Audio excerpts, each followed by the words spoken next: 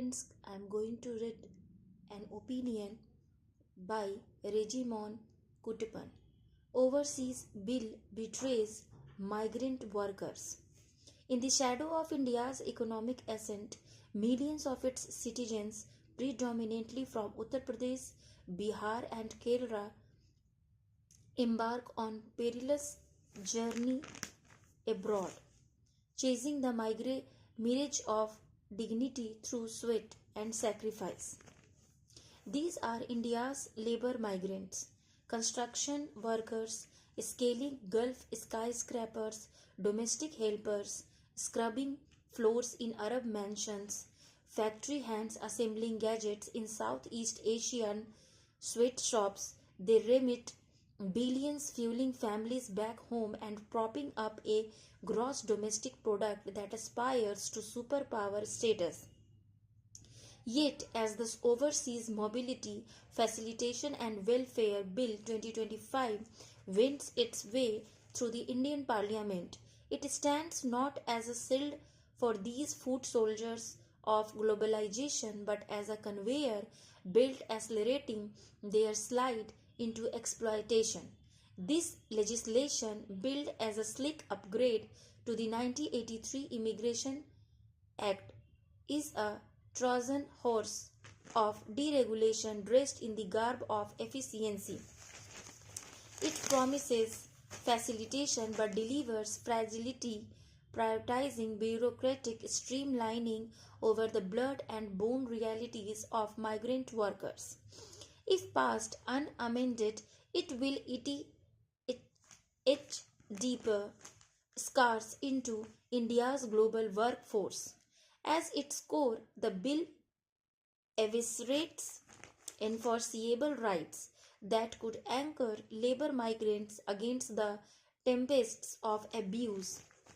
The 2021 draft, for all its flaws, at least envisioned migrants as agents of their fate, empowering them to haul exploiters into court with their own hands. The 2025 version yanks that lifeline away, consigning workers to the whims of indifferent state machinery. Worse still, the bill abandons the most vulnerable flanks of the migrant army. Labor migration is a gendered battlefield, with women bearing the brunt of trafficking and sexual violence. The 2021 draft imposed heftier penalties for crimes against women and children. The new one dilutes this to a vapid nod towards vulnerable classes, a catch-all that invites judicial foot-dragging. The bill's silence on human trafficking leaves a yawning chest.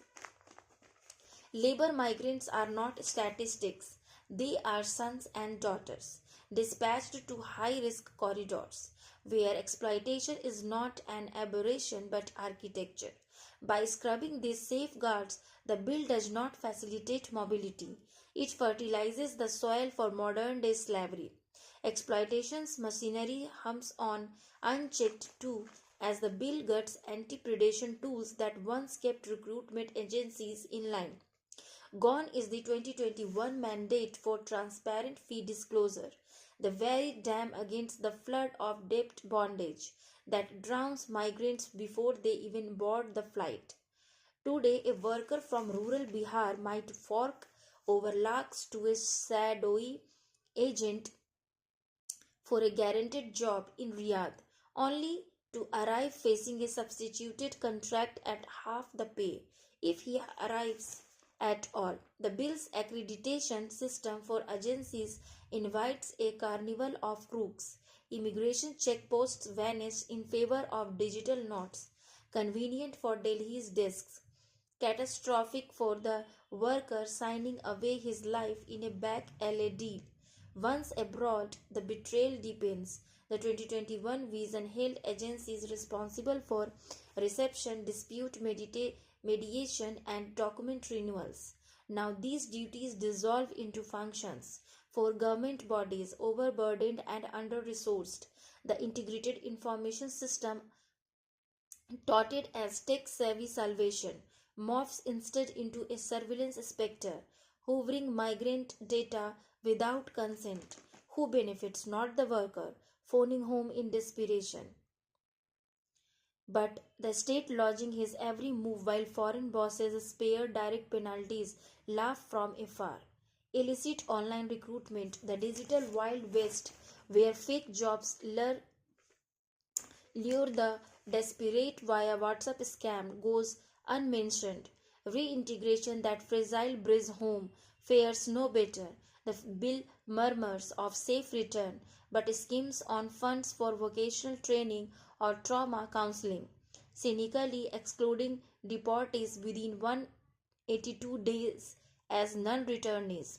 This centralized colossus compounds the cruelty, erecting a Delhi dominated edifice that sidelines the federal mosaic where migration pulses. States such as Kerala, with its migrant sending savvy, or Uttar Pradesh, cradle of the exodus, get no seat at the Overseas Mobility Council's table, nor do trade unions or rights groups. State nodal committees, grassroots sentinels in the 2021 draft evaporate under centrally anointed officers.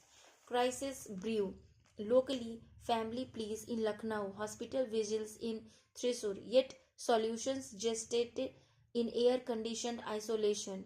Penalties meanwhile limp, recruitment rackets find, but traffickers and overseas tyrants are untouched. Time to act. India's labor migrants are not expendable exports, they are the sinew of a nation that preys on their remittances while pocketing their perils. The 2025 bill will turbocharge this iniquity. Parliament must intervene, reinstate self advocacy rights, mandate fee transparency, and post arrival safeguards, federalize governance within civil societies, royer and arm penalties with compensation clause, define trafficking, broaden work to embrace gig frontiers, and fund reintegration that rebuilds lives. The, the hour demands not facilitation but fortification for these workers whose hands build empires abroad and homes within.